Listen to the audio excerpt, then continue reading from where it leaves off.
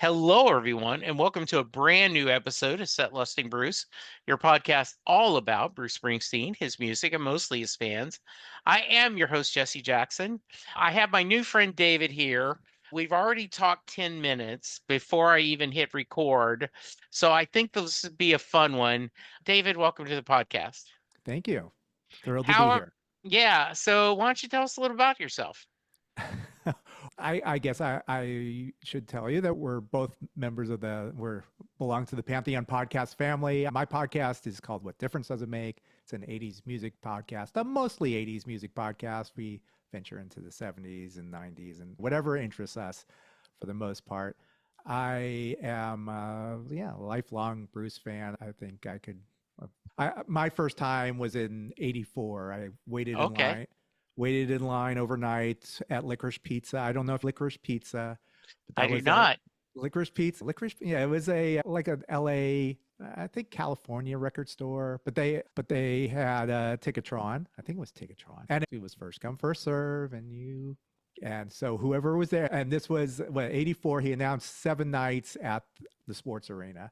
And Hmm. so I've been a fan probably since 81 Yeah, ish, 80, yeah, like 14, 15. So my first Bruce album I bought was The River. okay. And then I bought Nebraska. And I'm Well, like, and I think about that. Like I was a 16-year-old buying this album. Why would I be interested in this? yeah, we're going to get to that in a minute, David. Yeah. I always like to start at the beginning. Where did you grow up, and Okay. what kind of music was your family listening to? I grew up in the San Fernando Valley, which is in Los Angeles. It was the West Valley, so it was far away from Hollywood and all those exciting things that was reading about. So even though it was maybe an hour away, I might as well have been in Jersey to New York Yeah. City or something. But yeah, so I was a firstborn, so I didn't have an older brother to rely on for my music. But yeah, because my family, we still like Broadway musicals. We listen to country music, 70s radio, Yeah. AM radio stuff.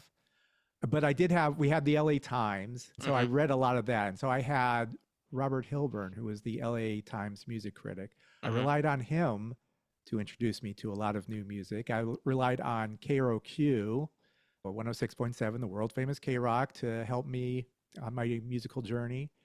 And yeah, and then so eventually, I think once I got my driver's license, not even that, like, yeah, 16, 17, 18, that's when I finally started to venture out into Hollywood, take that hour-long drive to get to see these bands that I read about.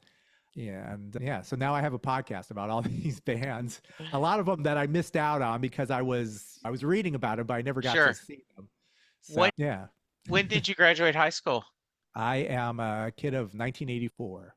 Okay. All Yeah. right. So yeah, that Yeah. year of born in the Yeah. USA, Yeah. and Van Halen. So those Yes. were my albums. Yeah, 80, absolutely. I will always, as everyone who graduates in high school, the year they graduate will always be the greatest year. But I will continuously say that 1984 was the greatest year in pop music history. My Since mind. I graduated in 77, 1977, I am Also not good going to year. argue that 77 was the best year of rock and roll. Good stuff Though, then. but I did grow up in a very small town in Louisiana where the AM radio was my best friend. And the beauty of growing up in the 70s is AM radio at the time, played everything from BT Bachman Turner Overdrive to the Eagles to Barry White to Casey and the Sunshine Bands to the Carpenters to Ray Stevens. There was just Yeah. everything on the radio. That's awesome. So you've shared already, but what was there one moment of a road to Damascus moment where you discovered Bruce, and can you articulate why it spoke to you? Uh, yeah, there was a TV movie. It was like the history of rock and roll, and I think it played on ABC. Okay. And so it went through like the whole history. I maybe saw that it was maybe like 70, 78, 79, 80. I have no idea when it played, but it was called The History of Rock and Roll. So it was like an education for me. The one clip they showed was Rosalita, Bruce Hmm. Springsteen in Arizona, where he gets two girls jump up on stage and just start macking out on him. And I was like, who is this? Why have I never heard of this guy? And how do I find out more about him? I do remember seeing that. And then I think it was before, I think this was between, it must have been between, before The River came out. So I saw the picture, like Darkness on the Edge of Town was, I saw that album cover, but I didn't want to invest my $5 yet to that. I rode my bike to Licorice Pizza and Moby Disc as well, and Yeah. The Warehouse. Yeah. So yeah, I was buying my Kiss records and whatever. I was trying to think of what else I was buying, but I wasn't ready to commit to Bruce. And then and then this double album comes out, and Yeah. I think I had to invest. I had to pay like maybe maybe $12 for this. Yeah, I remember same thing. I was sitting there, 1980. I start dating my my once and future wife, my current wife, Linda. Current Yeah, wife current wife. Yeah. 1.0. Yeah, so we're Haven't upgraded dating yet. 1980. We start dating, and she has a friend named Lisa Mesh. They're still friends. She had gone to school on the East Coast, and we're living in Lake Charles, Louisiana, which is, if you, Louisiana is a boot, and we're in the heel, 150 miles from Houston, about 150 miles from Baton Rouge, right in the middle. And she kept talking about this guy named Bruce Springsteen, and I'd never heard of him. But when Hungry Heart came on the radio, I picked up The River and loved it. I somehow missed Nebraska, don't remember. And then the next was like everyone else, I bought Born in the USA, and Right. everyone in the world bought Born in the USA. How Yeah, about how, I have Robert Hilburn to thank for that. okay, The tell LA me that Times, story. yeah, the LA Times critic, because Robert Hilburn was a huge Springsteen fan. Usually you would read the letter when you wrote letters to the newspaper, they would always be like, stop talking about Springsteen. It was always like every week it was about Bruce Springsteen. But he championed Nebraska. He kept saying, this is an amazing record. You have to listen to it. And as a 16-year-old, I was like willing to roll the dice on this. I trusted Yeah, Robert Hilburn, who eventually got on my podcast. He came into this garage and we got to talk to him mostly about Randy Newman, but we did talk a lot about Springsteen as well.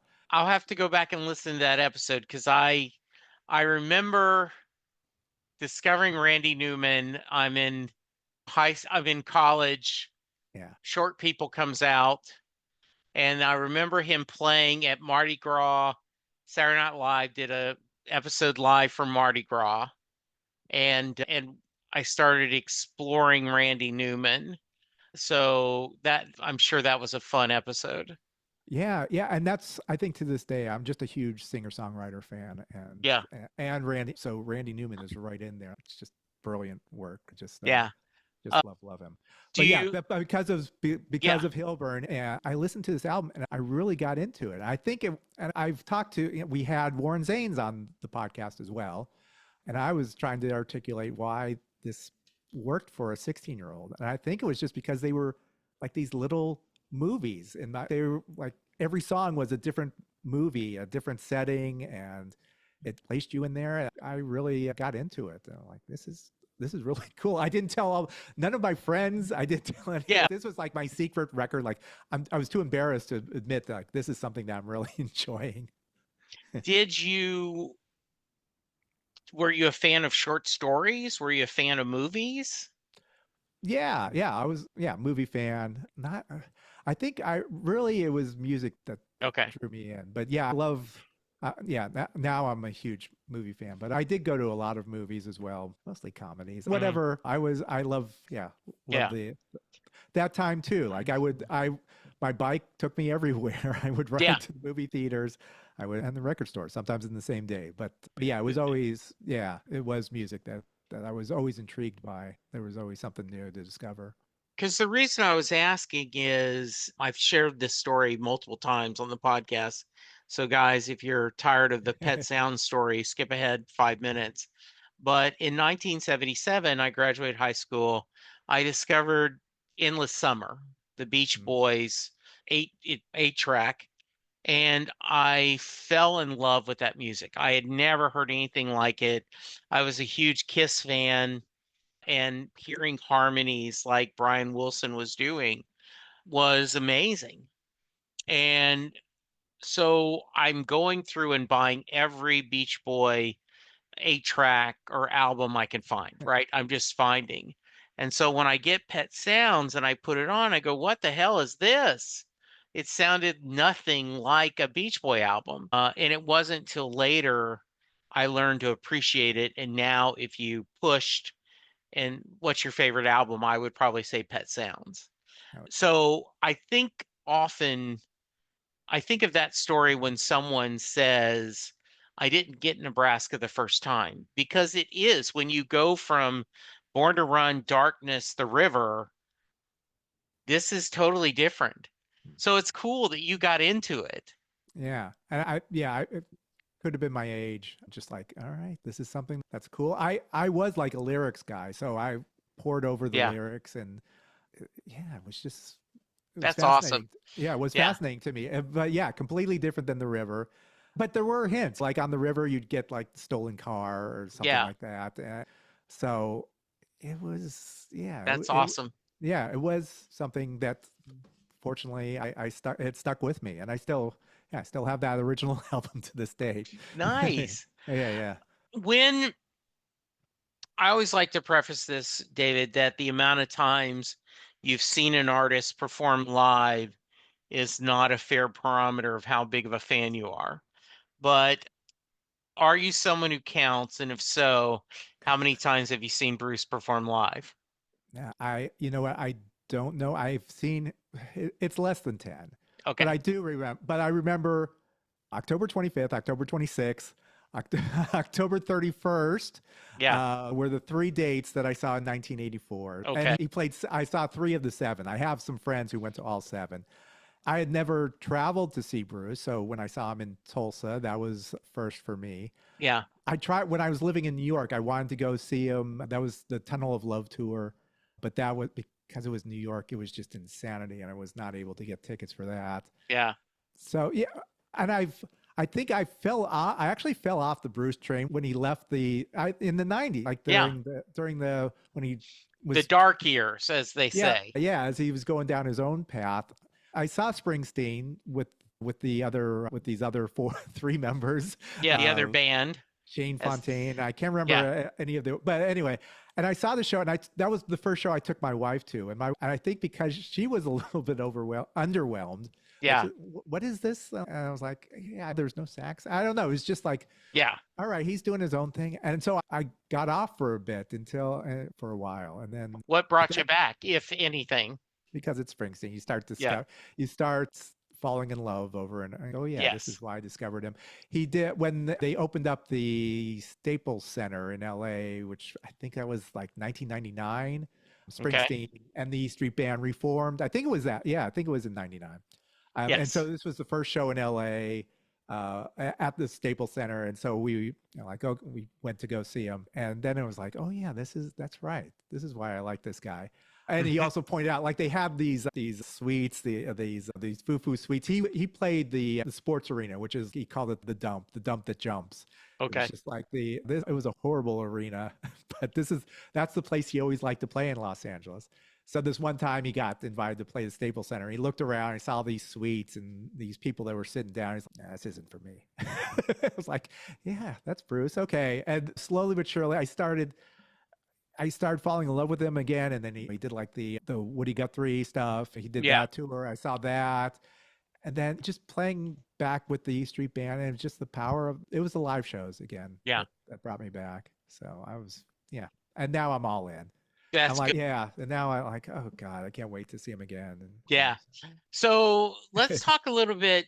Tell me again the name of the podcast and tell me the origin story. One, why did you decide to do a podcast? And give me your elevator pitch on what is the podcast.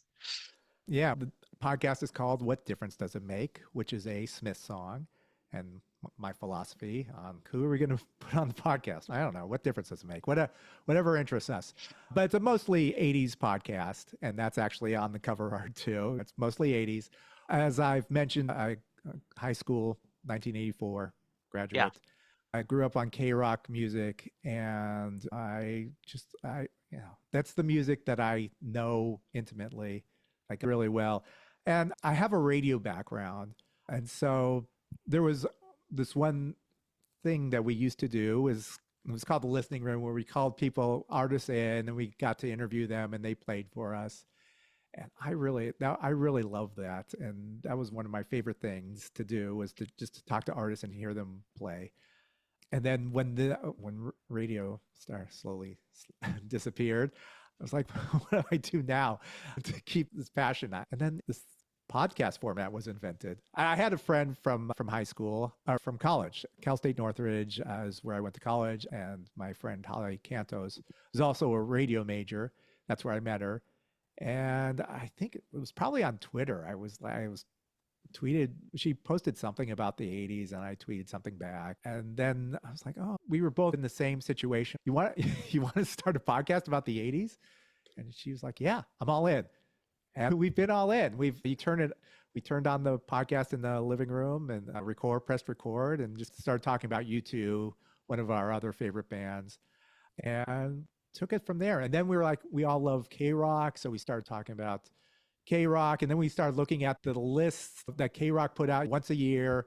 They would have their year-end best of list. It was 106.7 songs. Let's look at all these songs. Yeah. So we've been doing that for a while, and we've called in some of my radio friends and all of our radio friends to give we do it in 10-song chunks, take apart songs that were played on K-rock and their opinion on what they meant to them, and if they remember the song at all. There's a lot that are forgotten through time. So that was fun. It's been very fun, actually. And yeah, now we're just wrapping up 1988. Next year we'll do 1989. And I don't know what we're going to do after that. But we also talk to artists, a lot of musical artists and industry people. So if you love the 80s, this is for you. If you're a Gen Xer, welcome aboard. Come on. The What Difference Does It Make podcast. So we have the 80s is it is part of the reason why I started this podcast. Yeah. Before I was with Pantheon, I was with Southgate Media. And Rob, actually, I met him via another podcast, and he had asked me to host a Doctor Who podcast for them. Wow. And Nice. I said, sure. And so I was doing that, and a guy did a 80s Reboot Overdrive, which was a podcast devoted to the 80s period. Games, cartoons, movies, music, everything. And so they asked me to join them one time, and we were going to pick our top 4 albums from the 80s. Yeah. And I realized that if I wanted to, I could have picked all Bruce Springsteen albums, right? Because he had 4 albums out in the 80s. But I decided that wasn't the right thing. And I made the rules myself that it had to be, I could only pick one album from one artist. And I'm pretty sure I picked Tunnel of Love for Bruce. Brian Wilson's self-titled, that John Hyatt's Bring the Family, and I can't remember the fourth one. But that kind of struck my mind, hey, we could have. And so then a bit later, he was taking the summer off, and he said, look, I really want to take the summer off, but I don't want to lose the momentum. Does anyone have any ideas to be like a guest host, a summer fill-in host? So I got 2 other buddies, and we talked about Bruce in the 80s.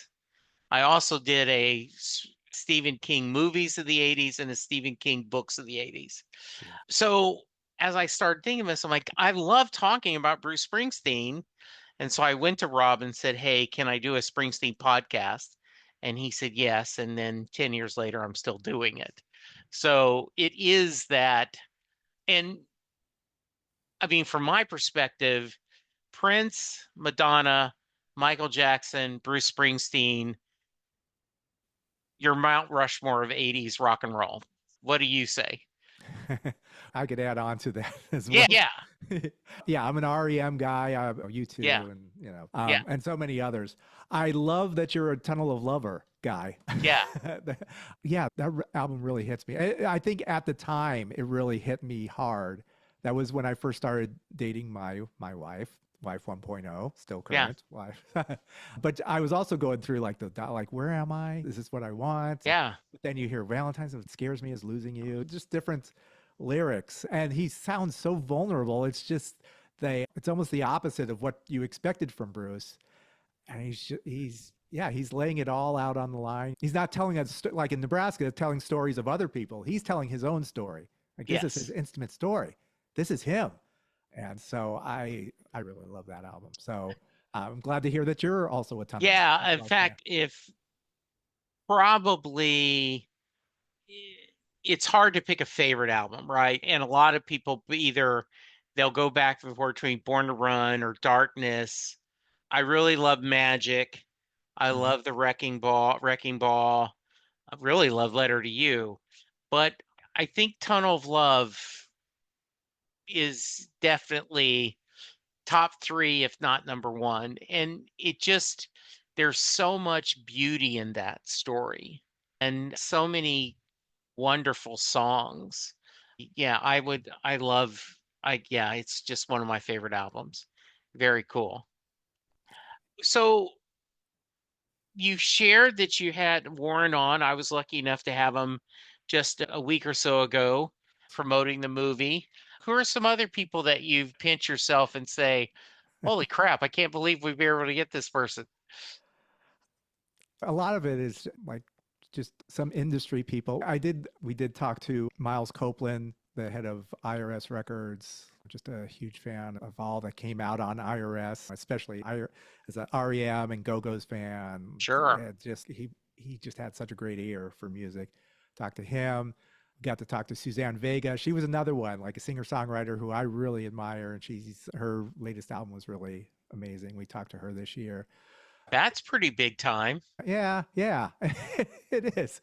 And yeah, just some radio personalities, Richard Blade from K Rock. I'm sure there's some local, I'm sure if I asked you who your favorite personality from the 70s was Yeah. that you listened to, there was probably some way like, oh man, I wish I could talk to that Yeah, person. I had a couple of years ago Chuck Morgan, who is the stadium voice of the Texas Rangers. Oh, He is yeah. the guy that, now batting and did all the music. And he actually spent multiple years as one of the announcers of the Grand Ole Opry. So he was amazing stories, just amazing stories. Mine was when you talked about the music critic that you were able to interview. So David Leaf, I'm going back to the Beach Boys, Yeah, right? no, that's I'd good. had I discovered the Beach Boys. I bought his book and was like, this is because that was the first time I really knew who Brian Wilson was. And they weren't just the Beach Boys. And so I was amazed by that. And so a couple of years ago, I was able to have him on the show and I was able to gush and tell him like you you just don't understand your book changed my fandom. It was my first obsession. And he was nice enough to come back after Brian passed. And I emailed him and I said, hey, I'm sure it's too soon, but if you ever want to join me to talk about Brian again, let me know. And a couple months later, he emailed me and said, if the offer's still open, I think I'm ready. And yeah, those are just special moments, aren't they? Yeah, they sure are.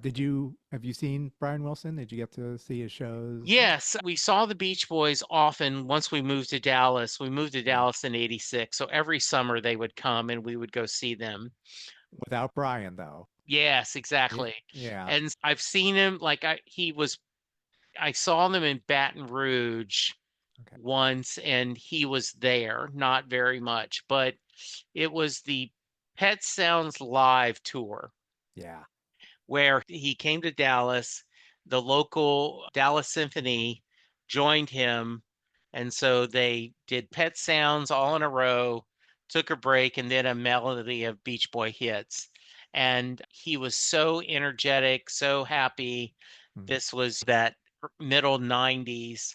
And so I got to see him 3 or 4 times that. And then the last time was a couple of years ago. Chicago and was touring with Brian Wilson. And as a kid of the 70s, Chicago, Sure. Yeah. and he opened and you could tell he was in bad health. He had to use a walker to get out. He was barely singing. And I actually asked David about that.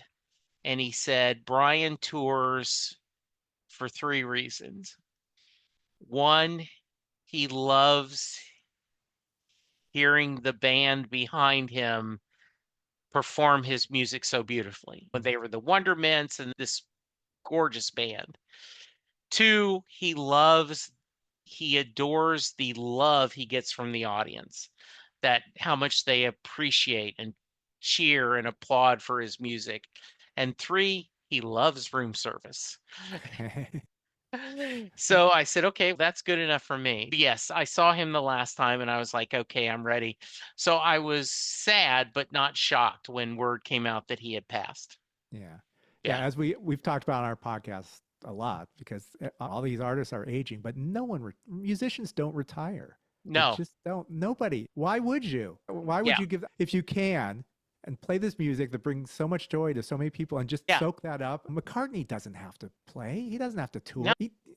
He does it, but he does it because of the joy of this music brings to so many people.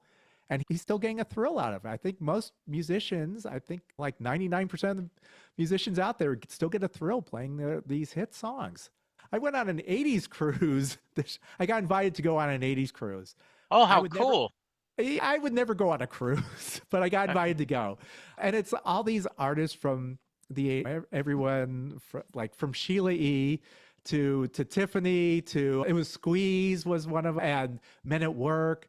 Yeah, just Curtis Blow. It was just a wide variety of, and the cruise is just packed with people, and they just love this music, and the musicians are just so thrilled that there's still an audience for it. It's just amazing, and it's just really exciting to go to experience that. Kind of I felt like an outsider, but like, no, this is the music of my generation. So I was like, this is amazing. And it's great that they have things like this for Yeah, a everyone. couple of years ago, John Hyatt, who's one of my other favorite artists, was on the Americana cruise, and it was Yeah. Steve Earle and Lucinda Williams, and Lily Hyatt was there, which is John's daughter, Mhm. and my friend went, and it's he said it's just a lot of fun. He said, but the true fun part is, yes, it's cool seeing the sets, but what really is cool is when it's not planned. Someone just shows up to play with Steve Earle for a little bit. And that's the magic moments that we see. So Mhm. that would be cool. That would be very cool.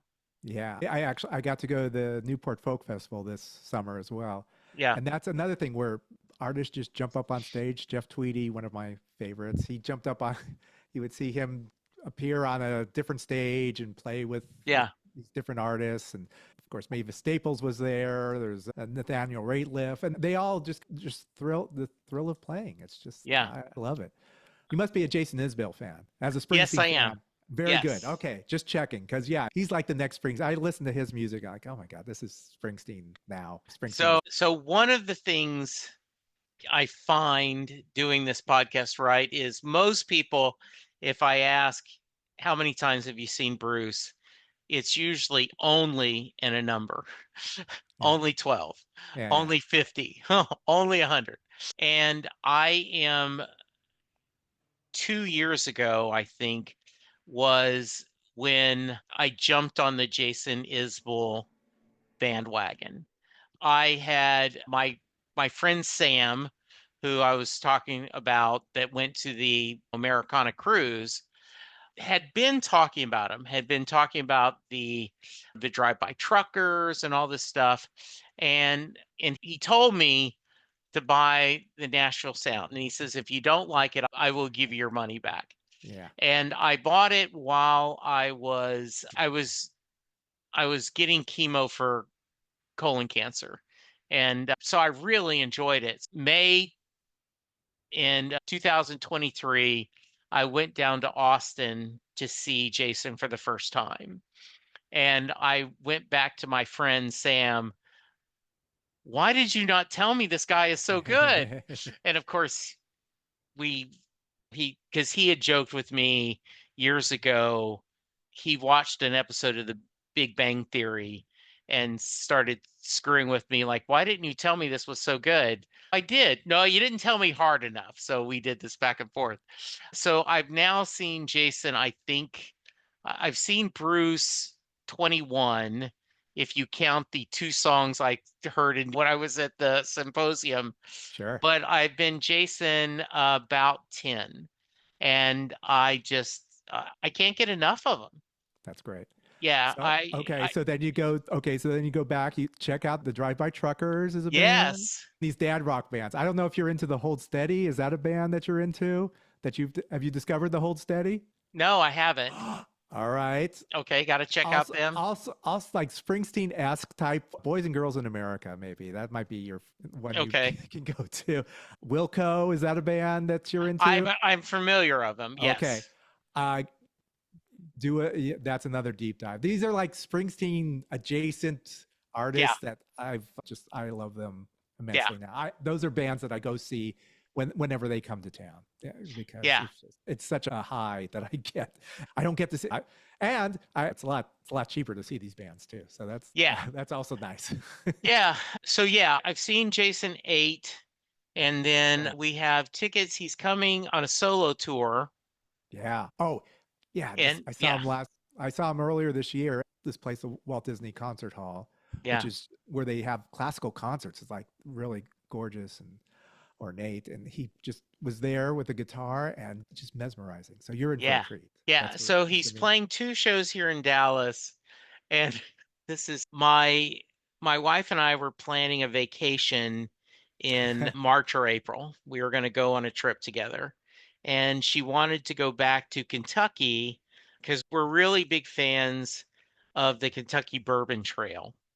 It's just a beautiful, I'm not a drinker, but it's a beautiful area. It's filled with distilleries are beautiful, and it's just a really fun trip. And so I saw that Jason was playing in this place in Kentucky, and I changed what weeks are so that on our way back home, I'm going to go to Bowling Green, Kentucky to see Jason solo. And she's happy because she's never seen him and she knows how obsessed I am with him. She's looking forward to it. That's great. I think she'll get into it too. My wife, as we mentioned, is not Yeah. Springsteen. That's too much for her. Jason Isbell, just Yeah, right up her alley. Just really great. absolutely. I have a feeling she'll like it. Yeah, I think so too. Who or what have you not gotten to discuss on the podcast that you still want to, David? Who do I want? As I mentioned, I love REM. I would love to get any of those four guys. Yeah. Yeah, just these bands I grew up. I don't think we'll ever get Bono or The Edge on there. Yeah. Yeah. I don't think I'm getting Bruce or any members of the E Street Yeah. Band, though. Okay. Oh, I want. have you had a chance to ever touch his garment or get close to him? So I noticed there's a picture of you with Bruce in the background on your Yeah. screensaver. Yeah. The book signing is in Austin. There was a book signing in Austin. And Which so is I where I got met him. I That's got where I my met him. 7-second picture of me as I like that, touching the hem of his garment. Yes, I got to tell him 7 seconds of what his music meant to me. And So so I have that photo. So you're waiting in the long line, and so you have time to think about it. What exactly were your words to him? So, David, you do not realize you just asked the secret word. You know how Groucho used to say, oh, just say this word. So I am driving down. I get up early to drive to Austin. And the whole trip there, I am just practicing over and over again. 2 years ago, last year, I was unemployed for 9 months, and I listened to Better Days and Land of Hope and Dreams every day to get me through this. I was unemployed for 9 months last year. I listened to Better Days and Land of Hope and Dreams every day to get me through this.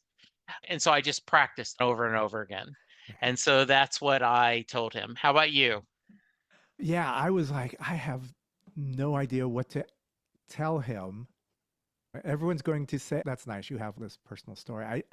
Yeah, I'm thinking everyone wants. I was thinking, oh, everyone wants like at least a minute, and then you see like this long line. There's no way. You get in, you get out, and then 7 seconds, maybe. yeah, Yeah, if you're lucky. So yeah, I was like, oh, okay, I know. Okay, he loves Elvis. So I was like, wow, what a long line. Would you have done this to meet Elvis Presley? And he said, yes, I would have.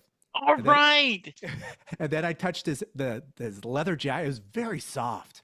Yeah, That jacket. Oh my God, what a nice jacket you have. yes. Took my picture, and then I was whisked away, and then I was on a high for the next month and a half. That's Yeah, awesome. I said that, and I don't know if he heard it, but I've said over and over again, David, that I needed to say it more than I needed him to hear it. People asked, "Are you going to tell him about your podcast?" And I said no.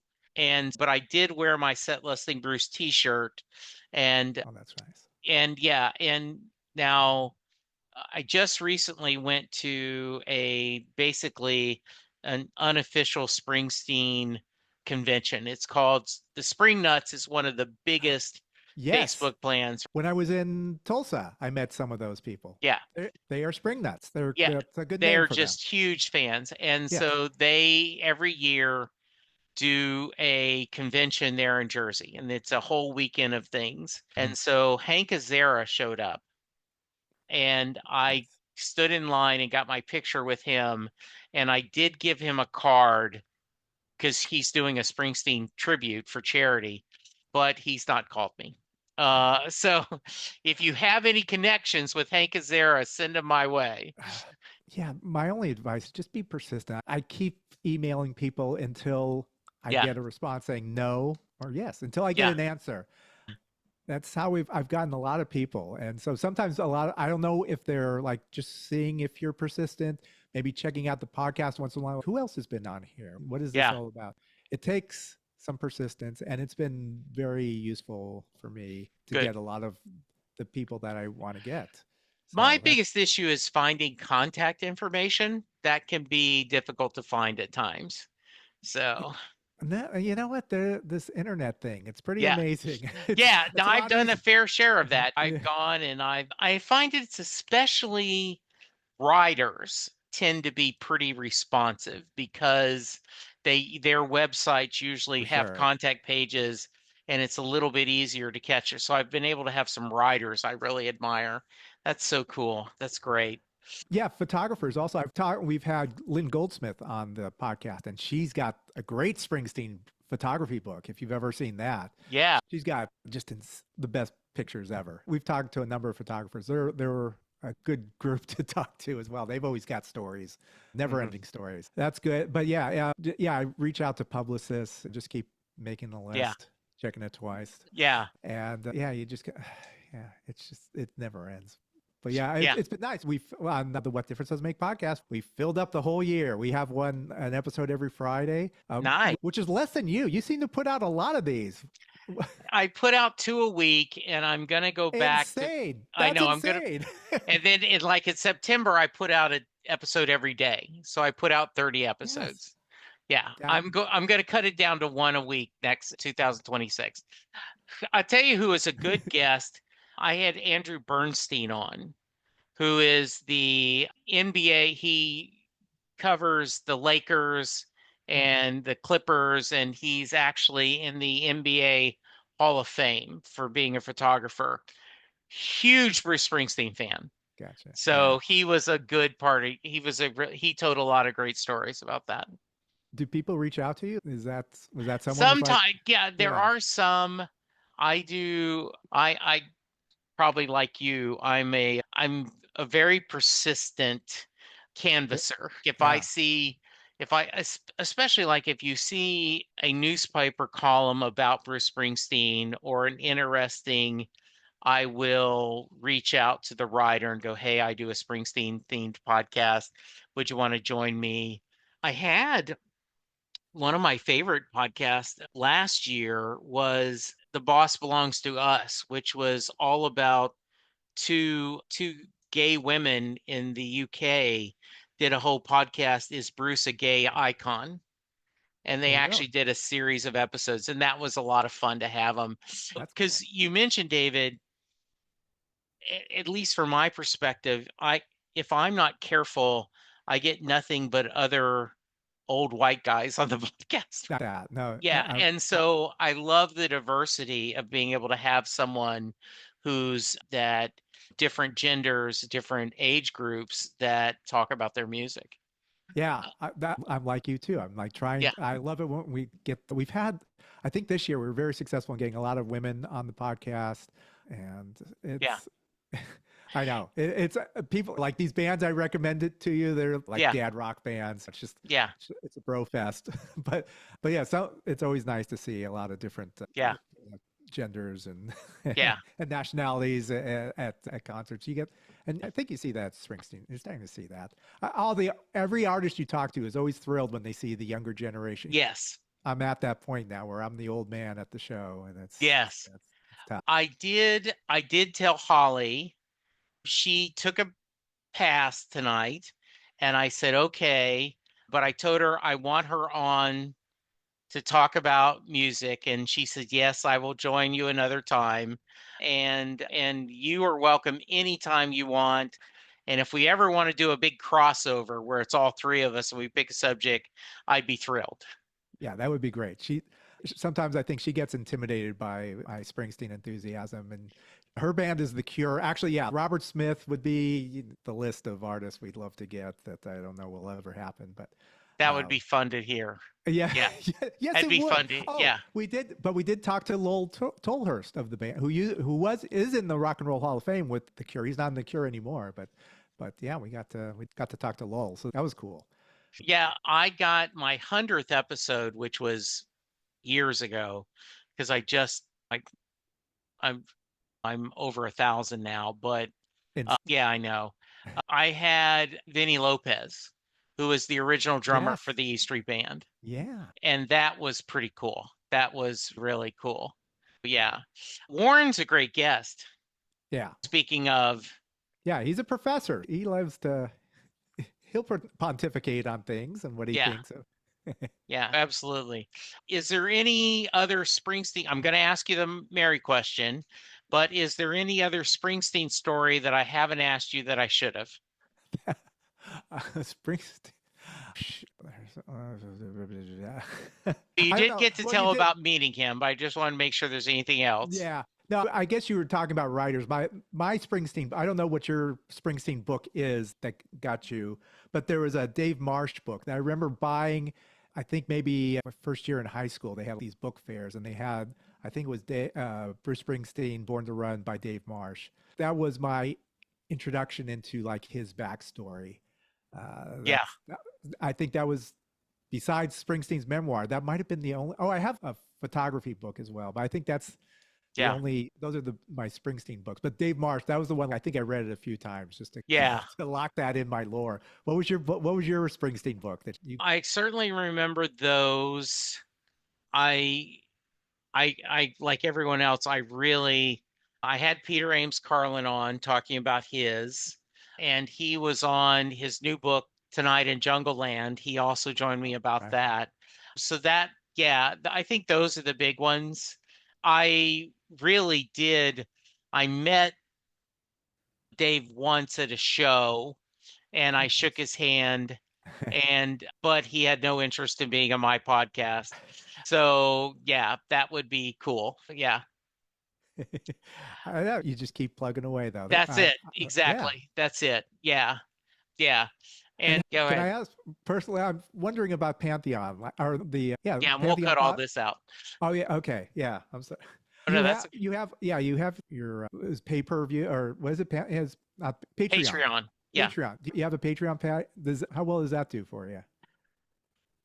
I Is it worth it for you? I guess I'm asking, is it worth it? I get $100, $150 a month. It's better Okay. than nothing.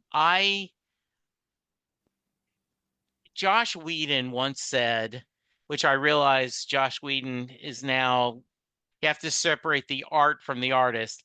But Josh Whedon once said, I don't want a crowd of people. I don't want a ton of people to Buffy the Vampire Slayer. I want a few amount of people to love Buffy the Vampire Slayer.